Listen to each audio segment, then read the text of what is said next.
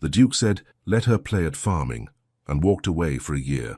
By the time he came back, his tenants were paying rent to her. His mother had given her the ledgers. His best fields were turning a profit for the first time in a decade, and he had no idea what to do with any of it. The 23rd of March, 1811, was not a remarkable day at Wyndham Court, which was precisely what made it remarkable. The sky over Somerset had been threatening rain since dawn, and the lane from the village was soft with it. But by 9 o'clock the first of the tenants had arrived at the east door, and by 12:30 men were seated in the corridor outside the estate room, hats in their laps, waiting their turn without complaint. This had not always been the case. Harriet Colworth sat at the steward's table.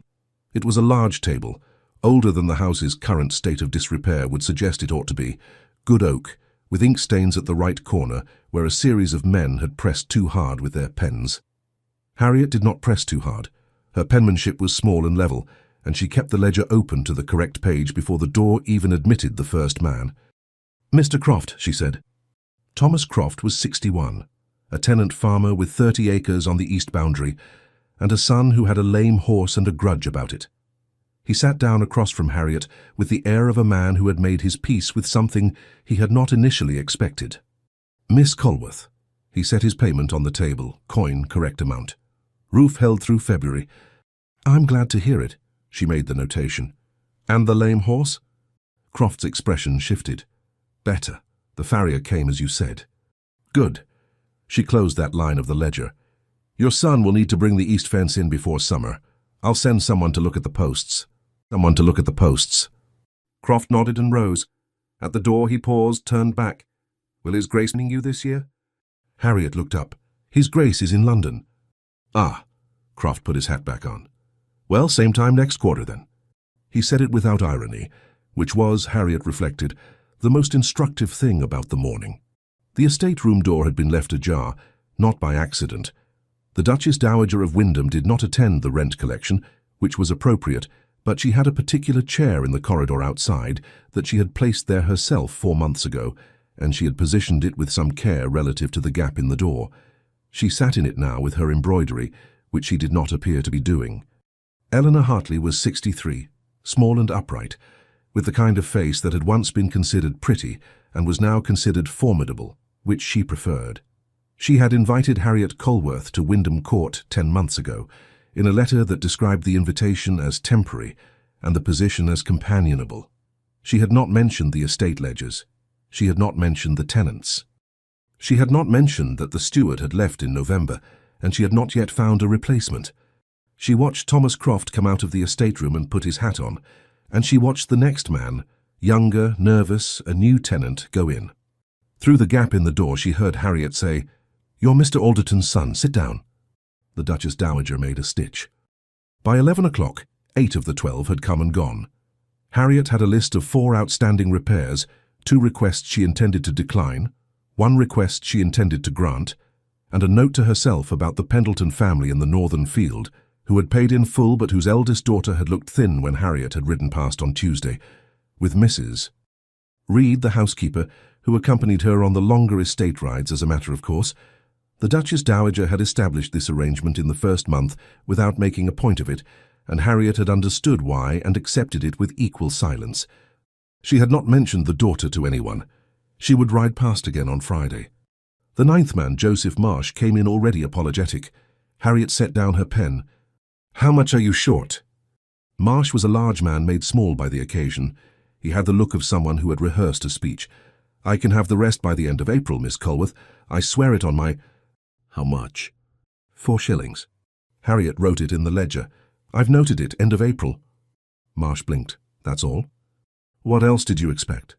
He did not answer that directly, which told her what he had expected. She had heard second-hand how the previous steward had handled short payments. She had not repeated those methods and did not intend to. "Thank you," Marsh said when he had recovered himself. He put his insufficient sum on the table. "You'll have the rest." "I know I will." He almost smiled. He stood up, then, "My wife asks after you. She says to say the preserves were very good." Harriet had brought preserves to the Marsh household in January, when Mrs. Marsh had been unwell. She had gone with Mrs. Reed, as she always did, and Mrs. Reed had carried the basket, and Harriet had done the talking, and between them they had managed it without impropriety. She had not made a point of the visit. She did not make a point of it now. "Give her my regards," she said, and picked up her pen. The last of the tenants left at 12:30. Harriet closed the ledger, capped the inkwell, and sat for a moment in the quiet of the estate room. Through the window she could see the south lawn, or what passed for it, and beyond it the kitchen gardens, which were in markedly better condition than they had been 10 months ago. She had not done that herself. She had hired a competent woman from the village and made sure she had what she needed. This was, Harriet had found, the majority of the work, finding the right people and making sure they had what they needed and then stepping back. It did not seem complicated to her. It had seemed very complicated to the previous steward, whose correspondence she had read in the first weeks. Long letters to London, full of reasons why things could not be done. She gathered the ledger under her arm and went to find the Duchess Dowager. Her Grace had moved from the corridor chair to the morning room, where she was now genuinely doing her embroidery, or at least holding it in a way that suggested she might do it presently. "All paid?" she asked, without looking up. "All but 4 shillings, Marsh. He'll have it by April." "He will."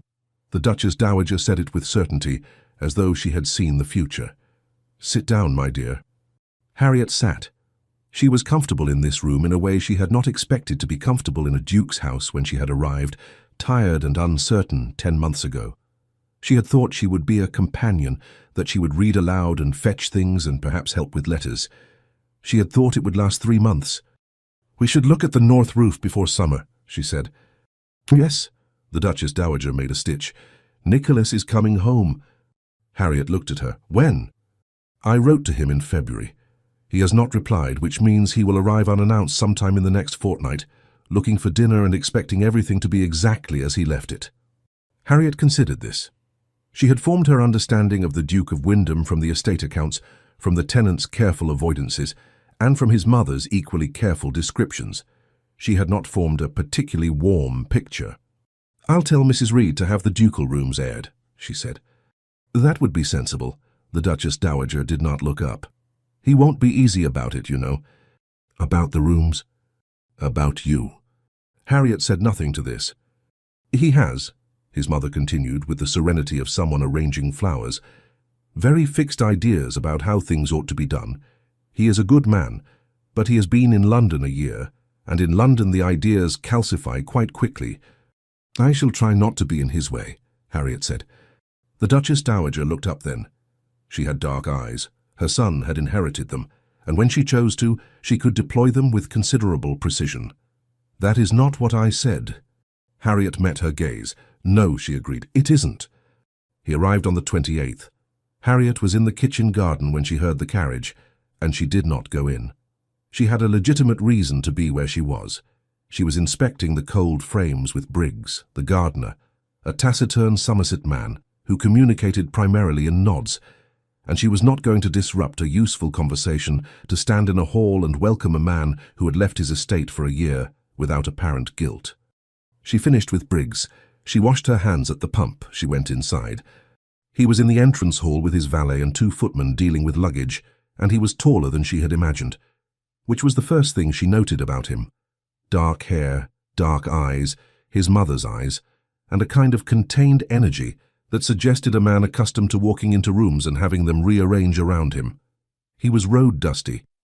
He looked exactly like a duke who had been travelling since morning and had not yet been offered dinner. The Duchess Dowager was already there, and Nicholas Hartley was bending to kiss her cheek with a genuine warmth that revised Harriet's first impression slightly. "You didn't write," his mother said. "I never write." "You never write and then you expect dinner." "I always expect dinner." He straightened and looked past his mother and saw Harriet. There was a beat, brief, unremarkable to anyone watching, in which he took her in. She was not what he had expected. This was visible in his expression for exactly 1 second before he controlled it. "Miss Colworth," his mother said, "my companion." "So your Grace?" Harriet inclined her head. "Miss Colworth." His voice was even. His eyes stayed on her a moment longer than strictly necessary, which she attributed to the surprise of finding a stranger in his house. "I was not aware my mother had engaged a companion." "I wrote to you in October," his mother said pleasantly. "I receive a great many letters." "And answer none of them. Yes, we have established this. She took his arm. Come and have tea, you look like the road. He went, because one went where the Duchess Dowager directed. At the doorway he glanced back briefly. Harriet was already looking elsewhere. Dinner was at 7. Harriet changed into her second-best dress. Her best was reserved for occasions that had not yet arisen at Wyndham Court, and came down to find him already in the dining room, standing at the window with a glass of wine, and looking out at the south lawn with an expression she could not immediately read. He turned when she entered, his expression smoothed. "My mother is not down yet," he said. "She is rarely punctual," Harriet agreed and went to take her usual seat. He noticed which seat it was. She saw him notice. "You dine with her regularly," he said. It was not quite a question. "Every evening." He turned back to the window. "And in the mornings?" "We take breakfast together also." "A thorough companion." Harriet looked at him. There was nothing overtly offensive in the word. It was the manner of it, the very slight emphasis on companion, the mild bewilderment of a man who had expected a grey-haired woman with a book and found instead something that did not fit the category. "Your mother is very kind," Harriet said. "I try to be useful." "Quite." He took a sip of wine. He had the manner of a man who was being polite and was aware of being polite and would prefer not to have to maintain it indefinitely. "And have you been at Wyndham long?" 10 months. Something crossed his face. He had been gone 12. She watched him do the arithmetic. Harriet had arrived after he left then, which resolved something in his expression and created something else. "My mother wrote to me of you," he said carefully. "Did she?" "Very briefly." He set his glass down. "She mentioned a companion. She did not mention—" He paused, chose. "The extent of your involvement in the household." "I have tried not to overstep," Harriet said. "No." He looked at her steadily. "I don't imagine you have." It was a remarkably precise piece of ambiguity. She could not tell if he meant it as reassurance or as something else entirely. The Duchess Dowager arrived, and the conversation moved to London. And Harriet ate her dinner and said very little, and watched Nicholas Hartley from across the table in the pleasant, well-lit way of a woman thinking about something else entirely. He caught her once. She did not look away immediately, which was a small act of honesty she permitted herself. He looked away first. The following morning he asked to see the estate accounts. Harriet brought him the ledger. She set it on the desk in the study, his desk which she had been using for the past 4 months, and opened it to the current quarter. He sat down. She stood to the side, which was the correct position for someone explaining an account to its owner, and waited. He read for some time. His expression moved through several stages. Attention, concentration, something that might have been surprise, and then a long stillness. "These repairs," he said finally. "The barn on the Croft acreage, the roof on the Pendleton cottage. Both were necessary. Mr. Croft's barn had a structural issue that would have collapsed in winter. The Pendleton roof was— I can see what they are." He was reading still. "I am asking who authorized them." Harriet paused. "I did." He looked up. "You." "Your mother was consulted," Harriet said, which was accurate. The Duchess Dowager had been consulted and had said with characteristic economy, "Yes, do." "My mother," he repeated. "The steward's position was vacant. Someone had to—" "The steward's position was vacant because I had not yet appointed one." "Yes," Harriet said, "I know." He held her gaze for a moment. Then he looked back at the ledger. "The accounts are correct." "Yes." "The repairs are—" He stopped, turned a page. "The quarterly balance is better than last year." "Yes." He closed the ledger. He did not say anything immediately, which she took to mean he was deciding which thing to say. "Miss Colworth." He turned to look at her fully for the first time since she had entered the room. His eyes were dark, his mother's eyes, but with less warmth in them now, replaced by something more guarded. "I intend to appoint a steward, a qualified man, within the month." "Of course," Harriet said. "In the interim," he paused, "you will continue as you have been, under my direction." "Under your direction," she agreed. He did not look satisfied by her agreement. She suspected he had expected some resistance, and the absence of it had wrong-footed him. It was a small and private pleasure, small enough that she was not proud of it, private enough that it did not signify. She took the ledger when he indicated she could go. In the corridor, the Duchess Dowager was not in her chair. She was standing a little further down the hall, examining a painting that she had examined every day for 40 years without apparent decrease in interest. "Well," she said, still looking at the painting. "He wants a steward," Harriet said. "He always wants a steward. He's been wanting one since he left for London." Harriet looked at her. "You didn't tell me that." "No," the Duchess Dowager agreed. She finally turned from the painting. Her expression was serene in the particular way of a woman who has arranged something to her satisfaction and is now waiting for others to arrive at the same conclusion. "I didn't, did I?" Nicholas Hartley had arrived at Wyndham Court with three intentions: to spend a week in the country, to appoint a steward, and to return to London. By the end of the first week, he had not appointed a steward, and he had not returned to London, and he was beginning to understand why both of these things had proven more complicated than anticipated. The difficulty with the steward was straightforward. Every candidate he considered was, on inspection, inferior to the current arrangement. He was reluctant to admit this even to himself, and completely unwilling to admit it aloud. He wrote 3 letters to London inquiring after recommendations, and received none that were satisfactory. The difficulty with London was less straightforward, and he chose not to examine it. He rode the estate on the second morning alone, which was how he preferred to examine things. Wyndham Court had 2,000 acres of Somerset countryside, some of it productive, some of it decorative, some of it in his father's time and his own early tenure, quietly falling into a category that could only be described as neglected. He had known this when he left. He had told himself he would address it when he returned. Someone had addressed it. The Croft barn was new timber, solid, well-joined. The Pendleton cottage had a roof that would see out several winters. The lane from the village had been resurfaced at the worst point, the point where a carriage wheel would catch every march without fail. He sat on his horse at the top of the east field and looked at it and was possessed by an emotion he did not immediately name. It was not gratitude. It was not quite resentment. It sat somewhere between the two, in the specific place occupied by feelings a man has when he has been proven not to be needed, and cannot decide whether that is a relief or an insult. He rode back. On the third day he went to speak with Thomas Croft, who was the sort of tenant who would tell him the truth without being prompted. Croft met him at the gate to the east field, and they walked the boundary together, which was what Croft did with everyone, and Nicholas had learned to accept years ago. "Good winter," Croft said, which in Somerset meant a tolerable one. "The barn looks well."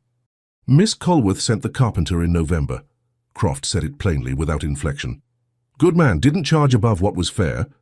She found him herself. Her and Mrs. Reed ride through the village most weeks. No people. Croft paused at the corner of the fence. "She found the farrier for my boy as well. Didn't ask to be thanked for it." Nicholas looked at the fence. "You speak well of her." "Everyone speaks well of her." Croft said this in the manner of a man reporting a fact. "She listens. Previous steward didn't. The one before him didn't either, come to that." A pause. "No offence to your grace." "None taken," Nicholas said, which was almost true. He rode back in a mood that had not improved. He passed the kitchen gardens and saw her there. She was talking to Briggs, who was a man of few words and considerable opinion, and who in 12 years had never given Nicholas more than a nod and a weather observation. He was currently showing Harriet something in one of the cold frames with what, in Briggs, amounted to enthusiasm. Mrs. Reed stood nearby with a basket, attending to something at the far end of the garden path, present as she always was when Harriet moved about the estate, with the comfortable invisibility of a woman who understood her function precisely. Nicholas did not stop. He went on to the stables, handed his horse to the groom and went inside for his afternoon, and told himself that this was of no particular interest. He found himself, on the 4th morning, walking toward the kitchen gardens with no clearly articulated reason for doing so. Harriet was not there. Briggs was, and gave him a nod and a weather observation. Nicholas looked at the cold frames, which were producing something green and promising, and went back inside. She was in the library. This surprised him. Not that she was in it, but that she was in it, in the way a person is in a room they consider their own, with a book open and her shoes off, and her feet tucked under her in the corner of the window seat. She heard him enter, and looked up, and did not notably move. "Oh, Your Grace," she said with perfect composure, as though this were a formal setting. He looked at her feet. She followed his gaze, and then she uncurled herself and put her shoes back on, and he was obscurely sorry to have caused this. "Don't," he said. She looked at him. I didn't mean to. You were comfortable. It was informal, she said. Her voice was level, but there was a quality to it that might, in a different woman, have been embarrassment. In Harriet, it seemed more like recalibration. I forget sometimes that the library is... She stopped. Yours? He offered. She looked at him steadily. Yours, she said. He sat down in the chair opposite the window seat. He did not know precisely why he sat down, rather than retreating as would have been sensible. What are you reading? He asked. She showed him the spine. It was a practical text on crop rotation, not the volume he would have expected a companion to choose. He picked up, from the table beside the window seat, the other book she had set down, a collection of essays on estate management. Light reading, he said. The corner of her mouth moved. I find it restful. Do you? He turned the essay collection over in his hands. You've been doing this a great deal. Reading. Managing. She considered her answer. Someone had to. Xiao keeps saying that. It keeps being true. He set the book down. He looked at her and she looked back at him with the particular composure of a person who is not going to be the first to speak. I don't mean to suggest, he said after a moment, that it was not well done. I didn't think you did. I mean to suggest... He stopped because he was not certain what he meant to suggest, which was unusual. He was generally a man who knew what he intended. So you mean to suggest, Harriet said carefully, that you find it irregular? Yes. And that a proper appointment will resolve it? Yes. Then I imagine it will. She picked up her book again. Whenever you find the right man. He remained seated. He did not know why. She read her book without appearing to notice. The essays, he said after a silence, did you find them useful? She looked up. He thought he saw very briefly something surprised in her expression, and then it settled. The second volume more than the first. The first is somewhat theoretical. My father thought so too. He had not intended to say that. He said it and let it stand. He said the man who wrote it had never stood in a field in his life. Something shifted in her face. Toward him infinitesimally, the way a person shifts when they have been given something unexpected. The margins, she said. He frowned. She went to the shelf, found the first volume of the essays and brought it to him open to the third chapter. In the margin, in faded pencil, his father's handwriting, "This man has never stood in a field." Nicholas looked at it for a longer moment than was necessary. I didn't know he'd written that, he said. I found it in the first week. She paused. I liked him for it. He handed the book back. She returned it to the shelf. He became aware, somewhere in this small exchange, that something had occurred between them that had not occurred before, something comfortable, and therefore faintly alarming. He stood. I'll leave you to it. Enjoy your afternoon, Your Grace. He went. He did not think about it. He was very deliberate about not thinking about it. On the fifth day it rained steadily, and there was nothing to ride out and examine, and he found himself mid-morning with the unaccustomed sensation of having nowhere in particular to be. The Duchess Dowager was embroidering with a satisfaction that suggested she had planned the rain. Come and sit with us, Nicholas, she said. He was in the doorway of the morning room. Harriet was at the writing desk, working through what appeared to be a stack of correspondence, not personal letters, but estate letters, the kind with seals and folded invoices. He sat. Letters, he said to the room generally. From the carpenter, Harriet said without looking up, and the supplier in Taunton, and a complaint from Lord Evesham's steward about the east boundary. The east boundary. He sat up. What about it? Lord Evesham's man believes the fence line has moved. It hasn't. I have the survey from 1803. She set the carpenter's letter aside and picked up the next one. I've drafted a reply. You'll want to sign it. She held it out without getting up. He crossed the room and took it. He read it. It was exactly the right tone, firm, not aggressive, citing the survey date, and offering a joint inspection as a courtesy that made the dispute appear to be Evesham's error without actually saying so. Where did you learn to write a letter like this? He asked. My father dealt in disputes. She was already writing again. I used to copy out his letters. He said it was a better education than any governess. He was right. He signed the letter and brought it back. She took it and folded it. His mother across the room made a stitch. He sat back down. He picked up the newspaper, which was 3 days old, and read it without any particular interest, and from time to time glanced across at Harriet, who was working with a focus that did not notice or did not acknowledge him. It was, he thought, a remarkably companionable morning. He did not examine this too closely. The crisis came on the 14th day. He was in the study. It had become, by a process neither of them had explicitly negotiated, their study, in the sense that Harriet continued to work there in the mornings, and he had taken to working there in the afternoons, when Mrs. Pendleton arrived at the kitchen door. He did not know she had arrived until he went looking for Harriet at noon, and found her in the kitchen, sitting across the table from a woman in her 40s who was trying very hard not to weep. He stopped in the doorway. Harriet looked up. "A moment, Your Grace." And then to Mrs. Pendleton with her full attention, "How long has he been like this?" "Since Tuesday." Mrs. Pendleton pressed her hands flat on the table. "He won't eat. The apothecary in the village said it was a fever, but it's been 4 days now, and I don't know. I'll send for the physician from Taunton." Harriet was already standing. "Today, do you have enough wood?" "For now." "I'll send Briggs with more tomorrow." She moved to the door, saw Nicholas in the doorway, and said in a lower voice, "The physician, Dr. Marsh, in Taunton. Do you know him?" "By name." "He's good with children. Mr. Pendleton's youngest is the one who's ill." She held his gaze. "I can send one of the footmen, but a letter from you would reach him faster." He was already reaching for words. "I'll write it now." "Thank you." She moved back to Mrs. Pendleton. He went to the study. He wrote the letter. He sent it with the fastest horse.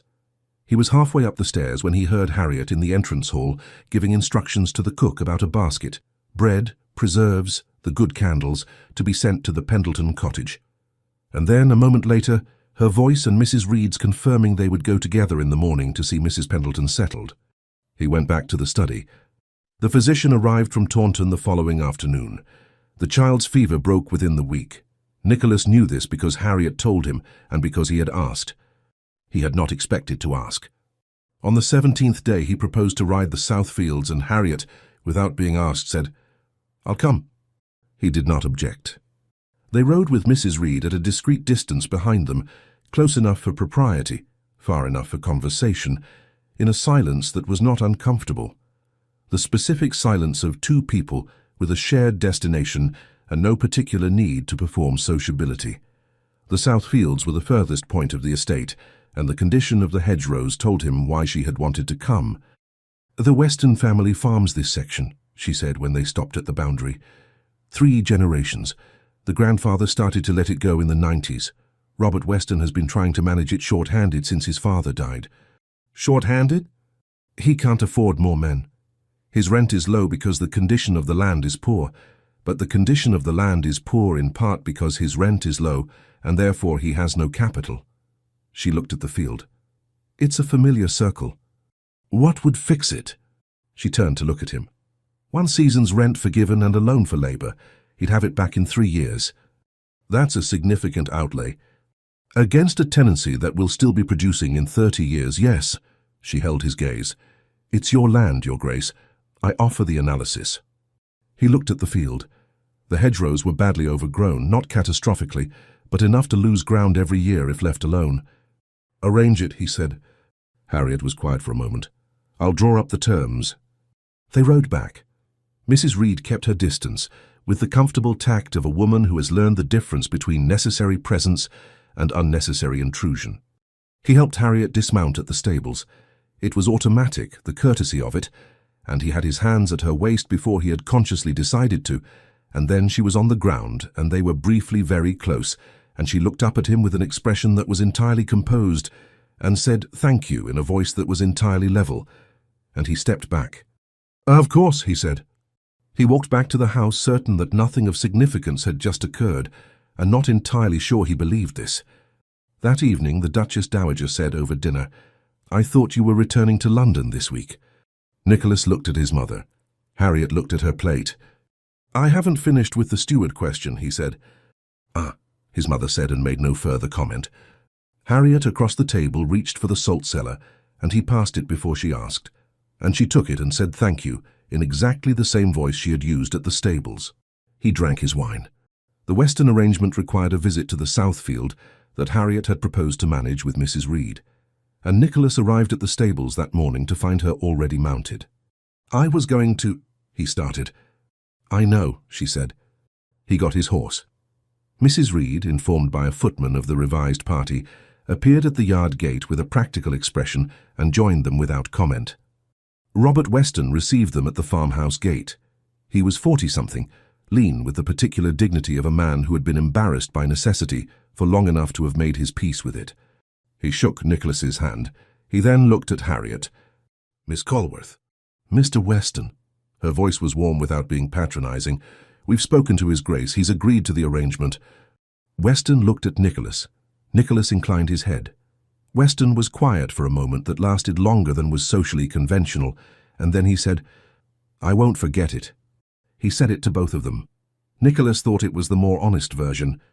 He let Harriet lead the conversation. He watched her with the Southfield tenant and tried to be objective about what he was watching, and could not quite manage it. She knew Weston's 3 children by name. She knew which field had the best soil. She knew where the fence line was weakest because she had ridden it in the autumn and noted it, specifically, so that she could tell the right person at the right moment. On the way home, she said, "He'll have it turned around by autumn." "You seem certain." "He's been managing without resources for 4 years. Give him the resources and he'll be efficient with them." Nicholas rode for a moment. "You think well of people." "I think accurately about people," she said. "It happens to look like thinking well of them because most people, given what they need, do the right thing." He looked at her. She was watching the road ahead, her profile steady against the Somerset afternoon. "You didn't think well of me," he said. He had not meant to say it. She looked at him then. He waited for the careful deflection. "No," she said, "not initially." "And now?" She held his gaze for a moment, then looked back at the road. "You came to the South Field," she said. "You didn't have to." He said nothing. It was the most restrained compliment he had ever received, and it meant more to him than any of the elaborate ones he had collected in London. They rode back to Wyndham Court in the silence of 2 people who have said enough and know it. The 23rd of June, 1811, was the midsummer rent collection. Nicholas had not planned to attend. He had sat in the study the night before with no good reason to be in Somerset at all. He had come for a week and spent 3 months, and the steward question was still unresolved, and his correspondence from London was becoming pointed. And he had told himself he would observe briefly, and then write the necessary letters. He rose at 8, he dressed, he went downstairs. The tenants were already in the corridor. Mrs. Reed gave him a look that he could not quite read, not surprise, but something calibrated, and he went to the estate room where Harriet was at the table, the ledger open, the inkwell uncapped. She looked up when he entered. Something in her face rearranged itself, not alarm, but a different quality of attention. "Your Grace." She started to rise. "Don't." He took the chair to the side of the desk, not behind it, to the side. "Continue." She looked at him for 1 moment, then called for the first tenant. It was Thomas Croft. Croft came in, stopped when he saw Nicholas, and then, this was the thing Nicholas noted and kept noting for the rest of the morning, looked past him to Harriet. "Miss Colworth." He set his payment on the table. "Mr. Croft," she made the notation. "The east fence?" "Done." "Good." She closed that line. "Is your son's horse well?" "Better, thank you." Croft left. He had nodded to Nicholas, correctly, respectfully, but the nod was what one gave a room, not what one gave a person. The next man came in. The same. A glance at Nicholas and then the eyes settling on Harriet, on the ledger, on the business of the morning, as though Nicholas were a respected piece of furniture. He sat through it. He watched Harriet take each payment, make each notation, ask each specific question, different for every man, drawn from some particular knowledge of their circumstances he could not have replicated. Joseph Marsh, now paid in full, received a straightforward transaction and a remark about his wife's recovery.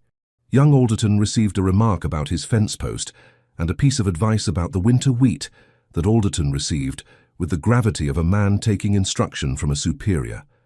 Alderton, on his way out, nodded to Nicholas. Nicholas was quite certain the young man did not know his name.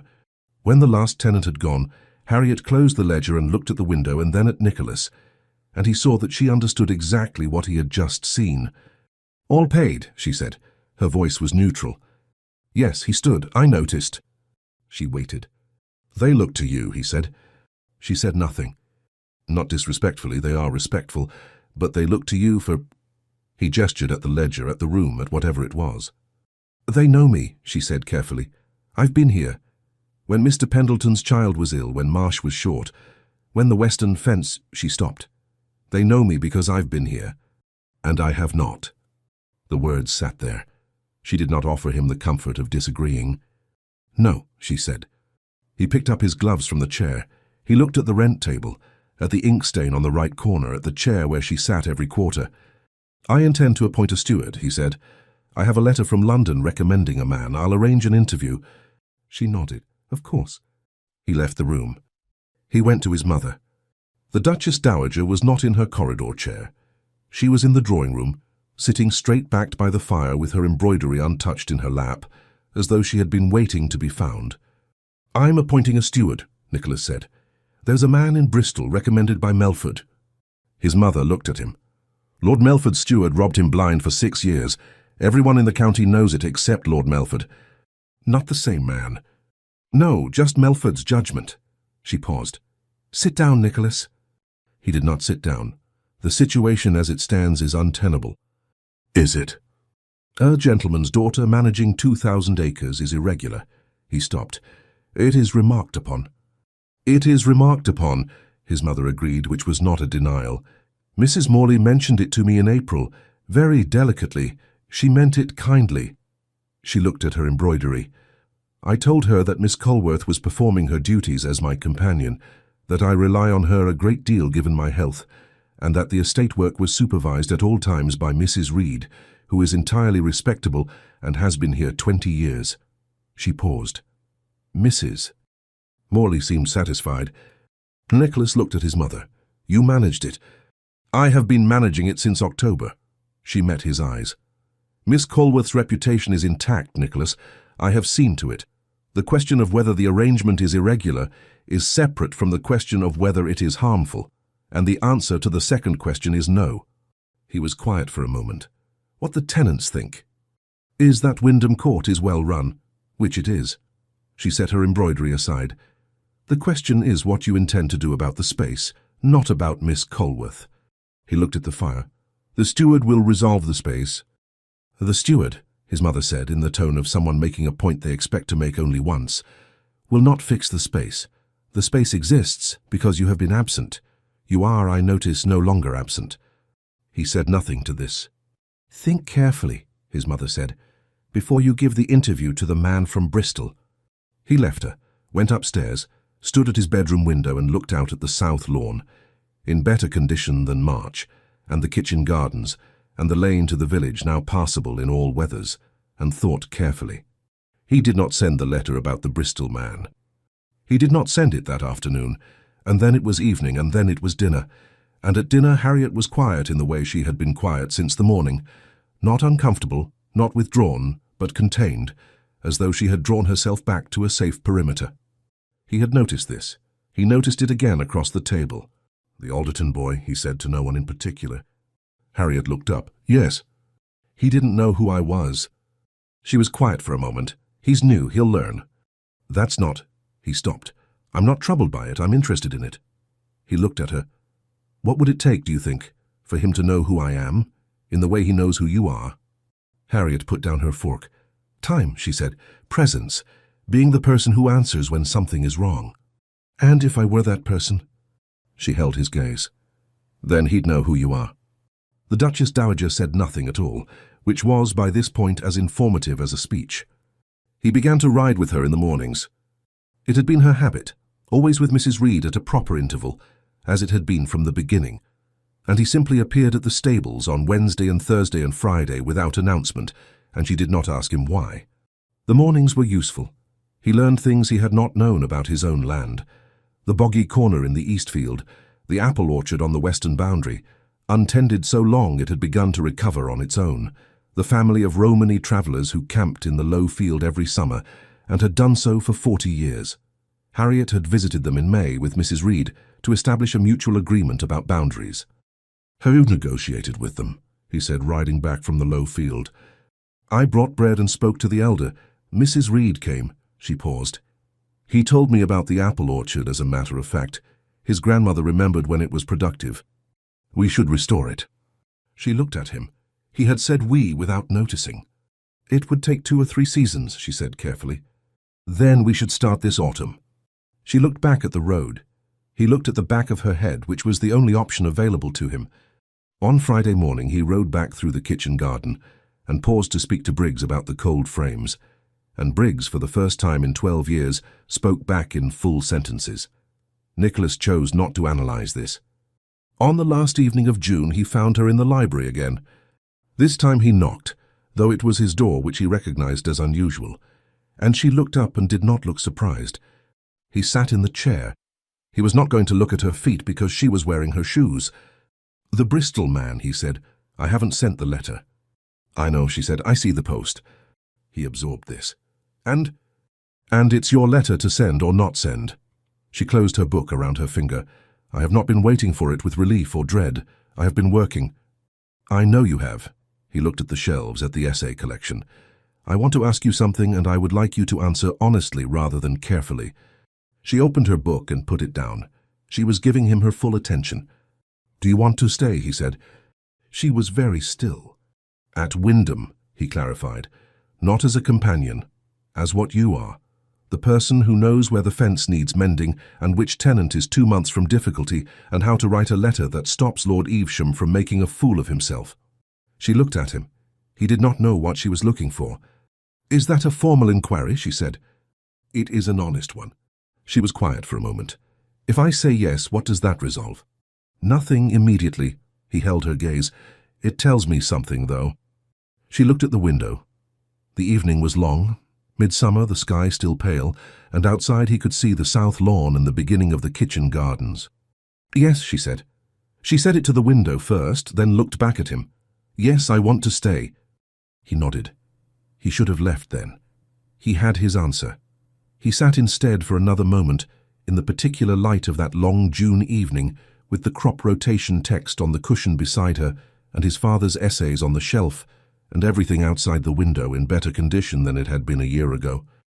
"Good," he said. He stood up. At the door he paused. "The apple orchard, if we start in October—" "I was looking at it last week," she said.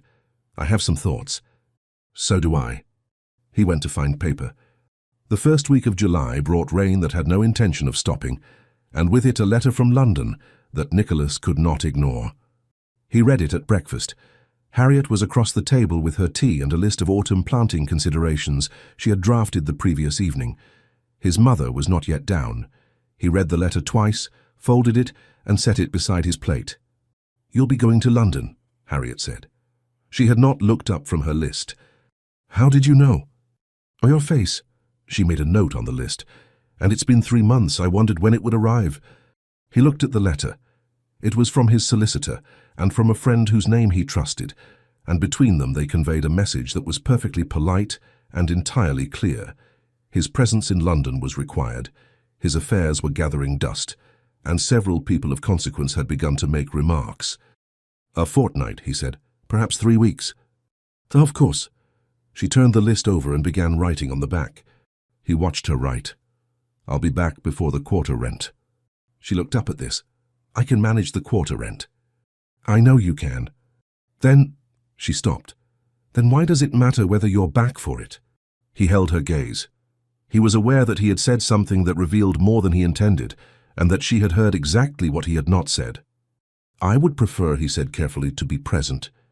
She looked at him for a moment. Then she looked back at her list. "Then I'll have the ledger ready." He drank his coffee. The rain against the window was steady and had no opinion about any of it. He left on the Thursday. The Duchess Dowager saw him off with the serenity of a woman who knows the outcome of something and is content to wait. Harriet stood in the entrance hall and said, "Safe journey, Your Grace," in a voice that was entirely appropriate, and he got into the carriage and did not look back at the house. He was in London for 14 days. He found it louder than he remembered and the company thinner, though the company was the same company as always. He attended 2 dinners and a card party and a reception at which a Mrs. Halford, recently widowed and positioned by her aunt with unmistakable intent, spoke to him for 40 minutes about the pleasures of the Surrey countryside. Mrs. Halford was handsome, well-dressed, and said nothing of interest.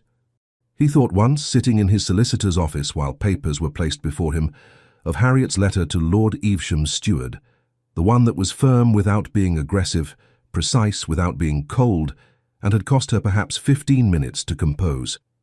He signed the papers. He came back on the Thursday evening, 2 weeks to the day. He arrived to a house that was lit and settled and smelled of beeswax and whatever the kitchen had been doing with the summer herbs, and it occurred to him, as he handed his coat to the footman, that he had thought of it, in London, as home. And he had not thought of it that way before he left in April of the previous year. Harriet was in the morning room with his mother. They were both reading. The scene was so thoroughly domestic that he stood in the doorway for a moment. "You're back exactly when you said," his mother said. "I said a fortnight." "You said perhaps 3 weeks. There's a distinction." She set down her book. "Come and sit." Harriet had looked up when he entered, and then looked back at her book. He sat. The evening resumed. The argument happened on a Saturday. They were in the study.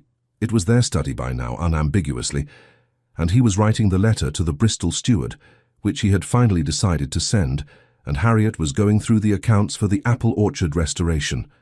He was writing the letter because he had decided in London that the situation required resolution. Harriet could not continue indefinitely in a position that was not formally hers. It was not fair to her. A proper steward would allow her to return to what she had nominally come to do. He had been very clear-headed about this in London. He was less clear-headed now that he was in the same room as her. She looked up when she heard the scratch of his pen stop. "What are you writing?" she asked. "The letter to Bristol." She looked at him. "I see." He put the pen down. "It's the correct thing to do." "I imagine it is." She looked back at the accounts. "It's your estate." "That's not why."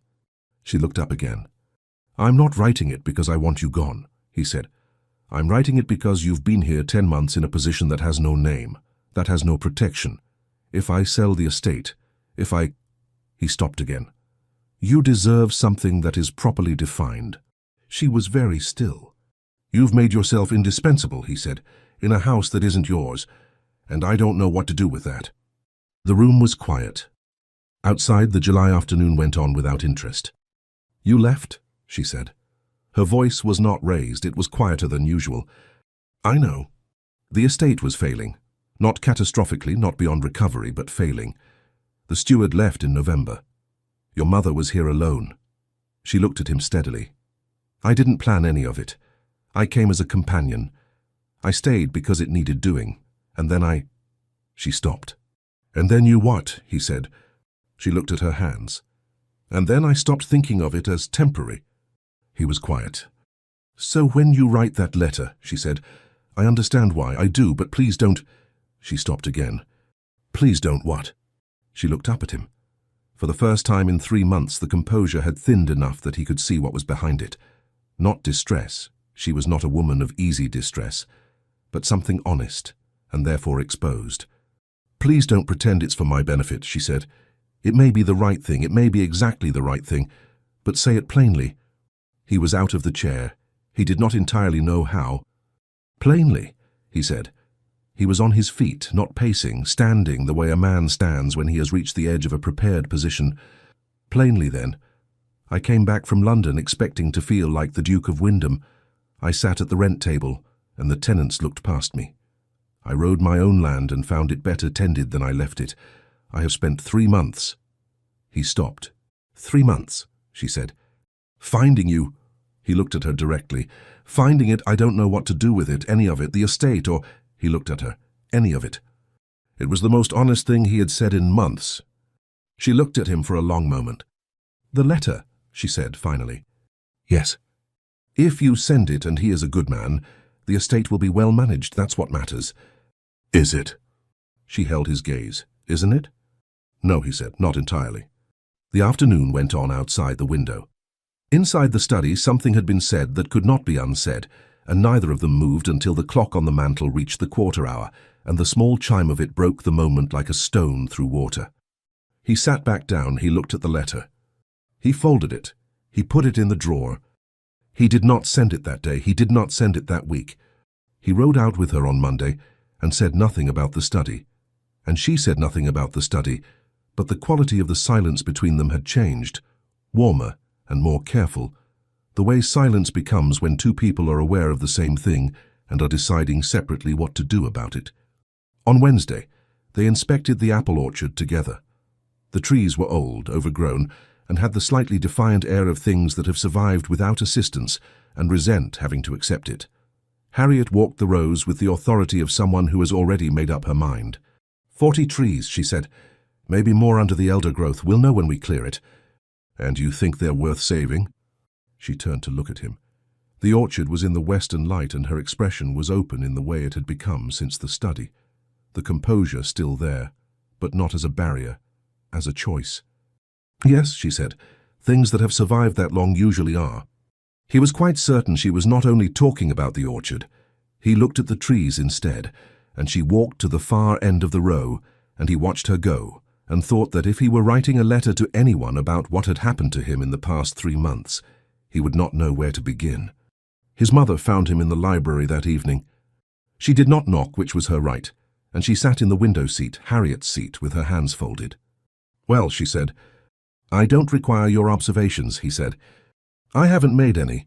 She looked at the shelves, at the essay collection. Your father's notes. She found them in the first week. His mother smiled. He would have liked her very much. He sat with that. What are you afraid of? His mother asked. Not unkindly. He thought about it honestly. That I have mistaken proximity for something more significant. His mother considered this. And have you?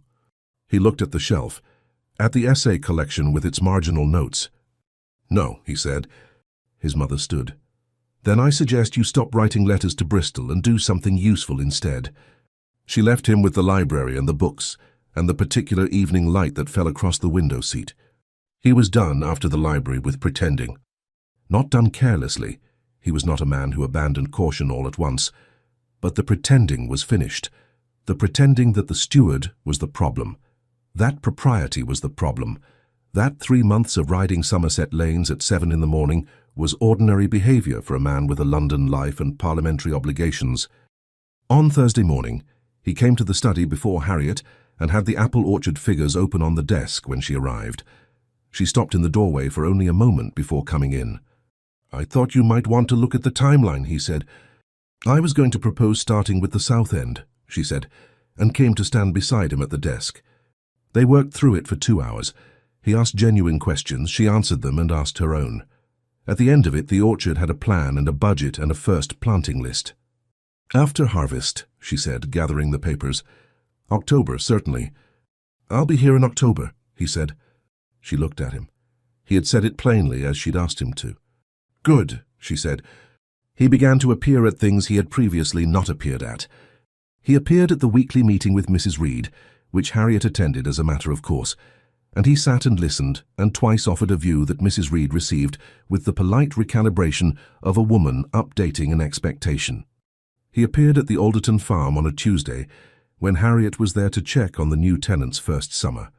Alderton, who had not known his name in June, shook his hand with the recognition of a man who has been told something relevant. Your Grace, Alderton said, and then looked between Nicholas and Harriet with the frank assessment of a young man without the social training to conceal it. On the ride home, Nicholas said, he's working it out.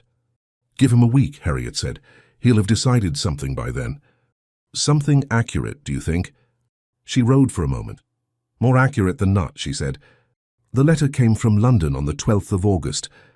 It was from Lord Carew, a man of consequence whose opinion moved in circles that mattered, and it was addressed to Nicholas with the warmth of long acquaintance and the precision of someone who has chosen his words carefully.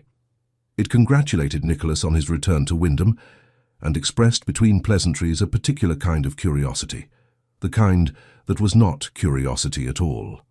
It is remarked in certain quarters, Carew wrote, that the management of your estate has fallen to a young woman of no particular connection.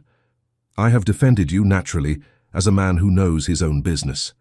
I mention it only in the spirit of friendship, and with the confidence that you will know best how to address the matter before it becomes a subject of wider comment. Nicholas read it twice. He folded it and went to find his mother. She read it without surprise. I expected something of this sort in June, she said, returning it. Rather later than I anticipated. It will get worse if I do nothing. Yes. And if I do something, He stopped. His mother looked at him steadily. That depends entirely on what you do. He left her and went to the study. Harriet was not there.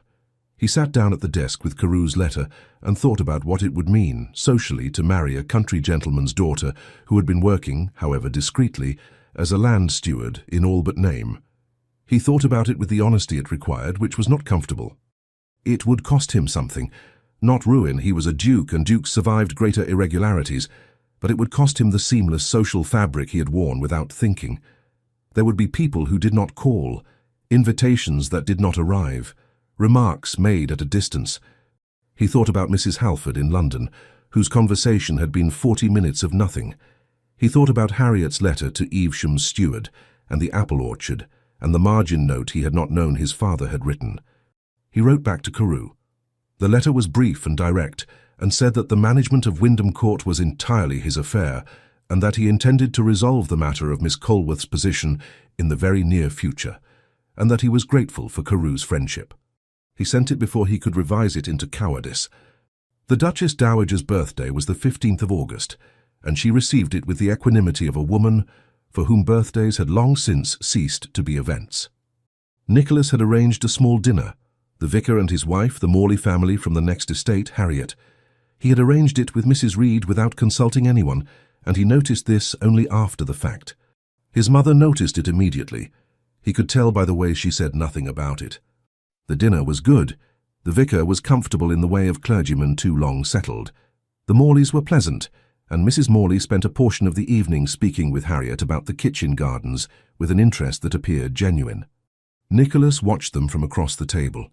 Harriet in a social setting was a different kind of capable than Harriet at the rent table, quieter, selective, as though she kept the full version of herself for places where it would be used properly. After dinner in the drawing-room, Mr. Morley spoke to him in the frank way of a neighbouring landowner. "Miss Colworth's been here some time now." 10 months, Nicholas said. "Does well by the estate." Morley was not being careful about it, which meant he did not think he needed to be. "My own man spoke to Croft last month, said it was the best-run stretch of land in the county." "I believe it," Nicholas said. Morley gave him the look of a man who has said what he meant and is waiting to see if it has landed. "Good woman," he said, and moved off toward the port. Nicholas looked across the room. Harriet was with his mother now, both in conversation with the vicar's wife, and Harriet was saying something that made the vicar's wife laugh.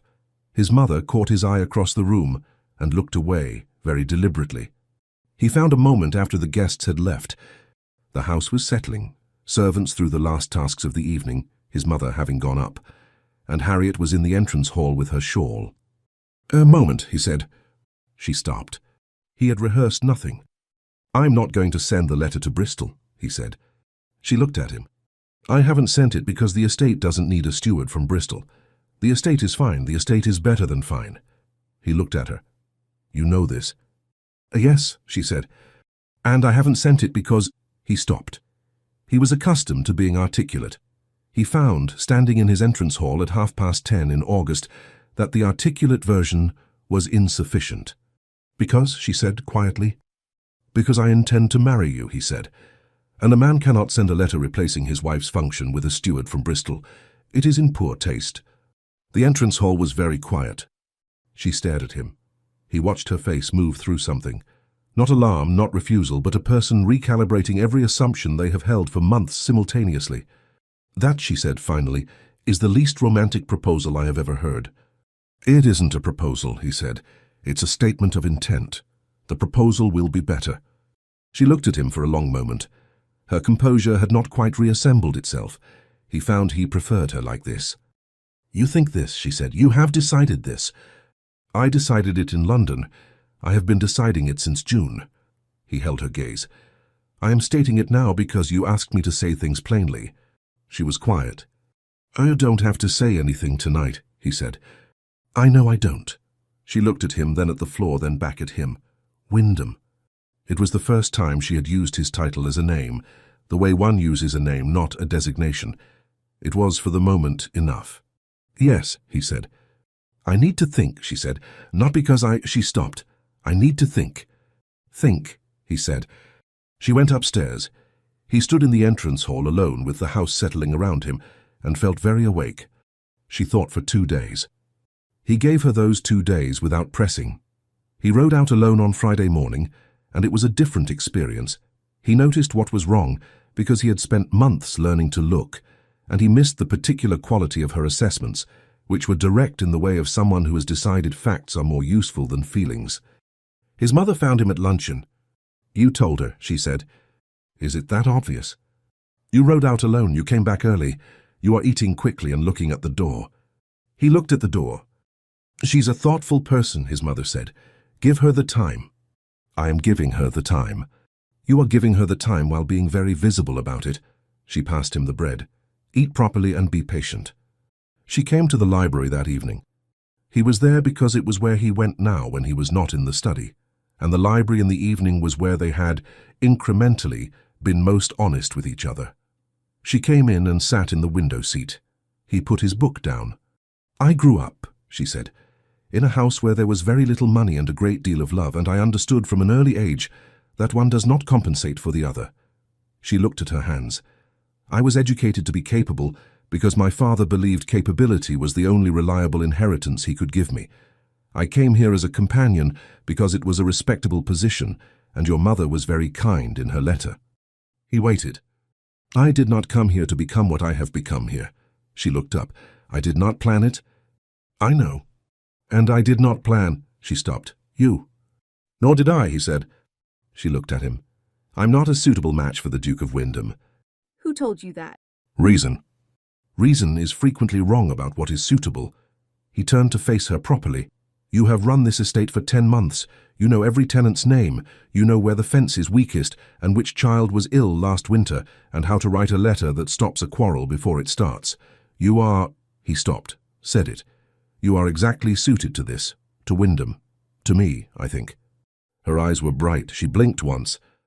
"I am afraid," she said, "that you believe this now and will believe it differently in 5 years." "Do you think I will?" She looked at him for a long time, the way she looked at Tenants, reading for the fact beneath the presentation. "No," she said quietly, "I don't think you will." "Then?" She stood up from the window seat.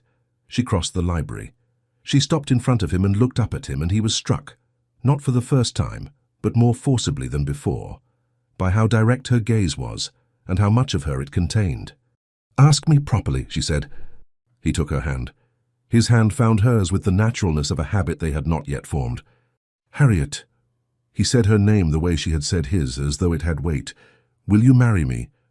She looked at him. "Yes," she said. "Yes, obviously yes." He laughed. He had not expected to laugh. She laughed too, briefly. It broke through the composure like light under a door. And then he kissed her, properly, and without thinking about it, and the library with its practical texts and its marginal notes was very still around them.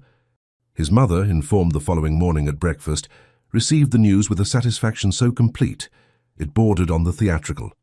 "I'm very glad," she said, and buttered her toast with the energy of a woman who has accomplished something she set out to accomplish 10 months ago. "You knew," Nicholas said. "I suspected. There is a difference." She looked at Harriet, who was sitting with her tea and an expression still adjusting to the reality of the morning.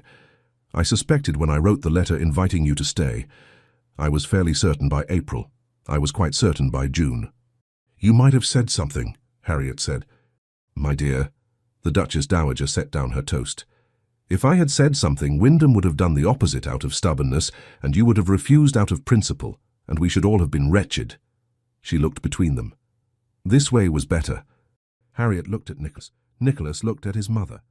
"You are a deeply alarming woman," he said. "Yes," she agreed. "Would you like more coffee?" He wrote to Harriet's father that afternoon, a long letter, direct and specific, which he showed her before he sent it. She read it and said nothing, but her expression as she read it was the one she had when she found his father's notes in the essay collection. Her father replied within the week, warmly and plainly, with a note in the margin of the second page addressed to Harriet. "He writes well. I like him for it." She showed it to Nicholas. He looked at it for a moment. "Your father?" "He says the same thing about everyone he approves of." She folded the letter. "He said it about you." He wrote also to Lord Carew. This letter was shorter than the previous one, and said without elaboration that the matter of Miss Colworth's position had been resolved, that he was engaged to marry her, and that he trusted Carew would convey this to whomever had been remarking on the situation in his hearing. He sealed it and sent it, and did not think about it again, which was, for Nicholas Hartley, a significant act of freedom. Carew's reply came 10 days later. It was warm, correct, and contained the faint surprise of a man whose prediction had not been borne out by events. It expressed every good wish. Several other letters followed over the autumn, some warm, some less so, some conspicuously silent. Nicholas noted them and returned to the apple orchard. They were married in September. The church was the village church, which had a leaking roof that Harriet had already arranged to have repaired, and the service was conducted without incident. The vicar performed it with more animation than was customary, possibly because every tenant of Wyndham Court was present, and the congregation was watching him closely. Thomas Croft was in the second pew. Joseph Marsh was there, paid in full and then some. Robert Weston came with his wife and 3 children, and sat with the look of a man without an outstanding problem, an expression Nicholas had not seen on his face before. Young Alderton in the third row nudged his neighbour when Harriet came in. Nicholas stood at the front of the church and watched her come down the aisle, and did not think about what she looked like. She was not trying to look like anything other than herself, but about what it was like to watch someone who moved through the world with that quality of purpose, and to know that the purpose included him now. She reached the front. She looked at him. "Hello," she said very quietly, not a greeting, something that meant, "Here we are then." "Hello," he said. The vicar began. They spent a fortnight in Bath, because Harriet had never been, and Nicholas had been too many times, which meant he could show her the things worth seeing, and they could agree about the things that were not. She liked the architecture. She liked the pump room for the social comedy of it. She liked the bookshop on Milsom Street so much that they went twice, and on the second visit she found a text on orchard management that she examined with the focus she gave to anything that might be useful. "We're on our honeymoon," he said. "I know." She turned a page. "It's a good text." He bought it for her. She carried it under her arm for the rest of the afternoon, and he walked beside her through Bath with the feeling of a man who has understood something fully for the first time and is not going to waste any more time not understanding it. In the evenings they ate at the hotel and talked, properly in the way they had begun to talk in the library, without the management of it, without the careful calibrations of 2 people in an ambiguous situation. She told him about her father's house, full of papers and arguments and very good conversation, and a cold draught no one had ever fixed. He told her about his father, which he had not spoken of to anyone in 2 years, the man who had written in margins and thought the estate mattered and died before Nicholas had been ready for him to. "I wasn't ready," he said. It was the 3rd evening at the hotel window, with Bath going about its business below them. "I left because I wasn't ready, for the estate, for the weight of it." "I know," she said. She said it accurately, which was better than kindly. "And instead of finding it when I returned, you found me." She looked at him. "Which is not the same thing." "No." He looked out at the street. "But I found the estate through you. That is not something I expected." She was quiet for a moment. "Your father's notes." "Yes." "You should know," she said, "that I spoke to him in a way in those first weeks. When I didn't know what to do with a decision, I went to the shelves and opened whichever volume seemed relevant, and usually there was something in the margin that helped." He had a clear sense of what the estate was for, he said. "What did he think it was for?" "People," she said. "He wrote the land serves the people on it in the margin of the 3rd essay. He'd underlined it." Nicholas was quiet. He had not read that far. "I thought you should know that," she said. He took her hand on the windowsill beside his. She turned her palm and held his hand back. They stayed like that for a while, with Bath going about its business below them, and said nothing further because nothing further was needed. They returned to Wyndham Court on the 1st of October. The Duchess Dowager received them in the entrance hall, with the air of a woman who has been entirely comfortable in their absence and has no intention of pretending otherwise. "The Southfield fence needs attention," she said by way of greeting. "I had Briggs look at it yesterday." "I saw it from the lane," Harriet said. "We'll send someone Monday." "Good." His mother kissed her cheek. "Welcome home." Nicholas watched his wife and his mother stand in the entrance hall of Wyndham Court, and thought that the word home had meant something abstract to him for 2 years, and now meant this. These specific women, this hall, the smell of beeswax, and the ledger on the study desk. The apple orchard restoration began that week. They started at the south end and worked through the worst of the growth with Briggs and 2 men from the village. who turned out to have opinions about apple trees that Briggs considered worth hearing. Harriet listened to all of them. Nicholas, whose opinions about apple trees were less developed, listened to Harriet. By the end of the first week, they had cleared 2/3 of the overgrowth and found 43 trees in varying degrees of survival. Some were beyond recovery. Most were not. "This one," Harriet said at the north end of the row, with her hand on the bark of the oldest tree, which was massive and misshapen and had a split in the main trunk that had healed badly 30 years ago. "It's the worst one," Nicholas said. "It's survived the longest," she said. He looked at the tree.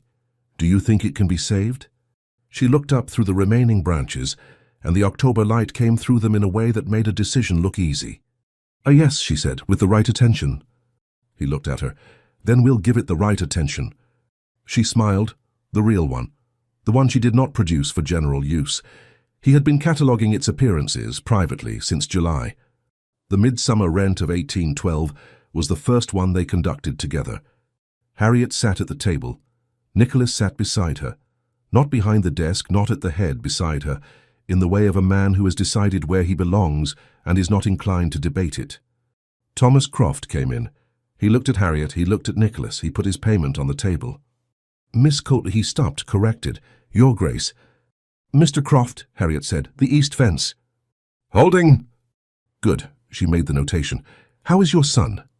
Croft sat with the air of a man conducting a familiar transaction. He answered the questions. He spoke to Harriet. He spoke to Nicholas, who asked about the horse and received a full account from someone who has come to expect informed questions.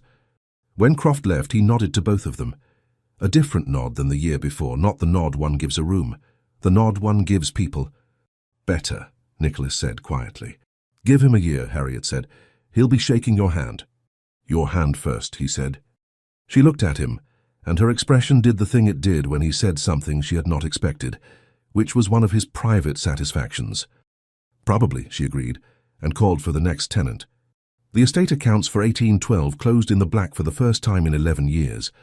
Nicholas noted this when he saw the figure and showed it to Harriet at the desk, and she looked at it and said, "The apple orchard will help next year once the first crop comes in," and turned to the next page. He looked at the back of her head. He thought about the library and the window seat and a June evening with the light going very slowly. "Harriet," he said. She looked up. "Nothing," he said. "I only wanted to nothing." She looked at him for a moment. Then she looked back at the ledger. "I know," she said. She did know. All the things he said halfway and left unfinished she understood. Not because she was completing his sentences, but because she was paying attention, genuine attention, the kind she gave to apple trees and fence lines and the third essay in the collection. Their daughter was born in August of 1813 and was named Eleanor after his mother, which made the Duchess Dowager serene in a new and intensified way for the remainder of that year.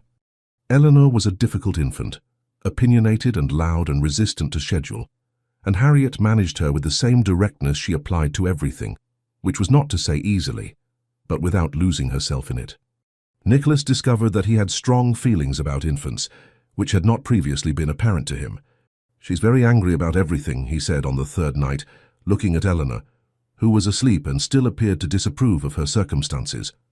"She'll improve," Harriet said. She was sitting up in bed and looked tired in the specific way of someone who has done something difficult and is not going to make a performance of it. "They all do." "How do you know? You haven't had one before." "Neither have you." She looked at him. "But I have read about it." He laughed. He brought the lamp closer so she could see Eleanor's face, still disapproving in repose, and they sat together in the lamplight and looked at the small, furious person they had made, and it was not quiet. Eleanor was never quiet, even asleep, but it was in its own way the most peaceful thing he had ever done. Their son arrived 16 months later, named Charles, and was entirely mild and slept through everything which Harriet considered suspicious. "He's a good baby," Nicholas said. "He's too good," she said. "Something will emerge." "You're not going to let him simply be pleasant." "I'm waiting," she said, with the patience of a woman who has learned that things reveal themselves on their own schedule. Charles turned out to be extraordinarily good at figures, which emerged at age 4, and stubborn about everything else, which emerged slightly earlier. Harriet received both developments with the satisfaction of a correct prediction. The orchard produced its first crop in the autumn of 1813. Not large, not yet, but real apples from trees that had been written off, pressed into cider that the tenants received at Michaelmas and declared acceptable, which in Somerset meant excellent. Harriet walked the orchard in October with Eleanor on her hip, pointing at the trees, naming them as she named everything to Eleanor, who was not yet old enough to retain names, but seemed to receive the activity of being named at with approval. Nicholas came to find them. Eleanor, spotting him across the orchard, produced the sound that was her version of his name. He took her from Harriet, who rolled her shoulders and looked at the oldest tree, still standing, still producing, 3 apples, where last year there had been none. "Told you," she said. "You tell me a great deal of things," he said. "And?"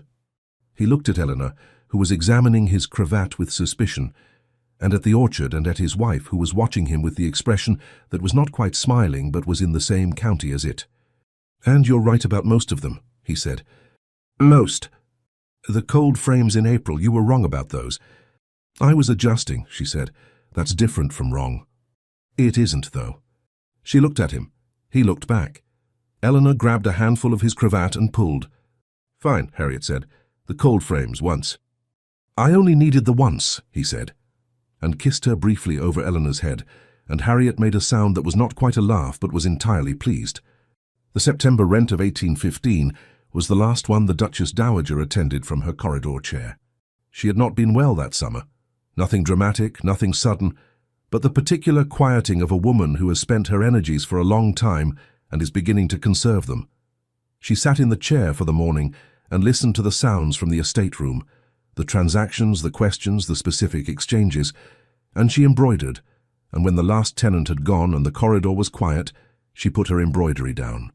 Harriet came out of the estate room and found her. "All paid," Harriet said. "I know." The Duchess Dowager looked at her. "Sit with me a moment." Harriet sat on the chair beside her, placed there some months ago without discussion. "I am very satisfied," the Duchess Dowager said, "with how things have turned out." "I know you are," Harriet said. "You arranged most of it." "I wrote a letter," she said. "Everything else was yours." Harriet looked at her hands. "Not only mine." "No," she patted Harriet's hand. "Not only yours." Nicholas came out of the study and found them there, his wife and his mother in the corridor outside the estate room, the ledger under Harriet's arm, his mother's embroidery done for the day. "Finished?" he said. "All paid," Harriet said. He offered his mother his arm to help her up. She took it with the grace of a woman accepting assistance she is not quite ready to need. "Next quarter," she said, as she always did. "Next quarter," Harriet agreed, as she always answered. The Duchess Dowager lived another 4 years. She spent them in the garden and the morning room and the corridor chair on rent days, and she was present at Charles's first words, which were no and mine in quick succession, and she was present at Eleanor's first independent opinion about something, expressed at length and with force at age 3, and received by her grandmother with the serenity of confirmation. "She'll run something," the Duchess Dowager said of Eleanor. "She already runs the nursery," Nicholas said. "Yes." She looked at Eleanor, who was explaining something to Charles with authority. "Something larger. The last rent day in this account was the September of 1816, and it was unremarkable, which was exactly right." The tenants filed in. Thomas Croft, 67 now, with a son who had taken over the East Farm, came first as he always did. He shook Nicholas's hand, had been doing so since the spring of 1812, and he paid his rent to Harriet, had been doing so since the spring of 1811. And he answered the specific questions, and he went. Joseph Marsh was fully paid. Robert Weston's farm was turning a profit, as Harriet had said it would be. Young Alderton was no longer young and had 2 children of his own, and spoke to both of them with the ease of a man who has known people long enough to know them. The ledger was the third one. The first 2 were on the shelf in the study, filled and done. The third was in good condition because Harriet was careful with things that mattered, and the ink was dark and the entries level, and at the right corner of the table the old stain from previous men who had pressed too hard remained. Harriet did not press too hard. When the last tenant had gone, she closed the ledger and sat for a moment in the quiet. Nicholas was in the doorway. She looked at him. He looked at the table, at the ledger, at her. "Well," he said. "All paid," she said. He came into the room. He sat in the chair beside the desk. the chair he had taken 3 years ago beside and not behind, and she pushed the ledger toward him, and he opened it and read the quarter's figures, which were good. He turned to the last entry, then to the page before and the page before that, back through the 3 months, through the names and the notations and the occasional note in her hand about what needed doing. He closed the ledger. He looked at her across the rent table, in the room where she had been sitting before he came home, and where she had been sitting when he did. "Same time next quarter," he said. She smiled, the real one. "Same time next quarter," she agreed. He put his hand over hers on the cover of the ledger. She turned her palm and held it. Outside the estate room in the corridor, the chair was empty. The house was quiet, and in the kitchen garden and the south fields and the lane to the village and the orchard at the western boundary where 43 trees stood in the October light, the whole of Wyndham Court went about its ordinary, well-managed, entirely